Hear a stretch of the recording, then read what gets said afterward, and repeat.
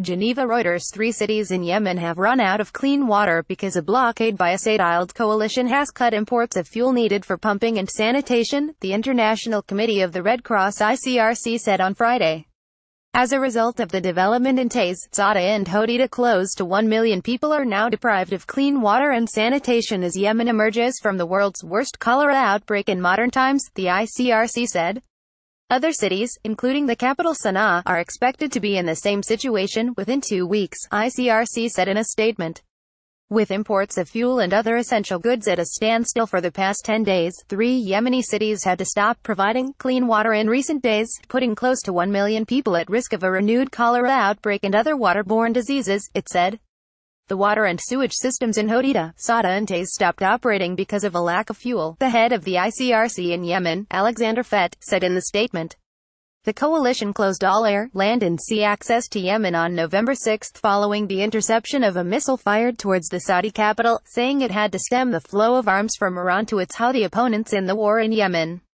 The United Nations has said the blockade could lead to untold thousands of deaths, and that its partial lifting by the Saudiled coalition is not enough. Yolanda Jacquemet, an ICRC spokeswoman in Geneva, said the shutdown of water services was a very bad sign for the fight against cholera, which had been on the wane for weeks in Yemen, although new cases are still running at about 2,600 per day.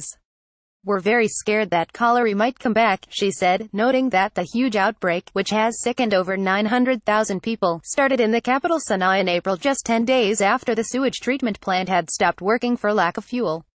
If these water treatment plants and sewage plants stop working, it can only bring cholera back and other waterborne diseases, she said.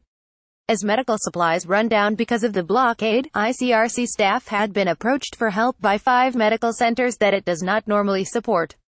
Already 7 million people are in famine-like conditions, and the UN has said that number could rise to over 10 million if Yemen does not get food and nutritional supplies fast. Famine is only officially declared after an inspection team has carried out a formal survey on the ground, so there is no guarantee that famine is not already underway.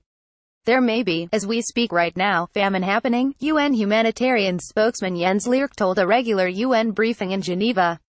And we hear children are dying. There is excess mortality as a consequence of undernourishment. Reporting by Tom Miles, editing by William McLeaner. Standards: The Thomson Reuters Trust Principles.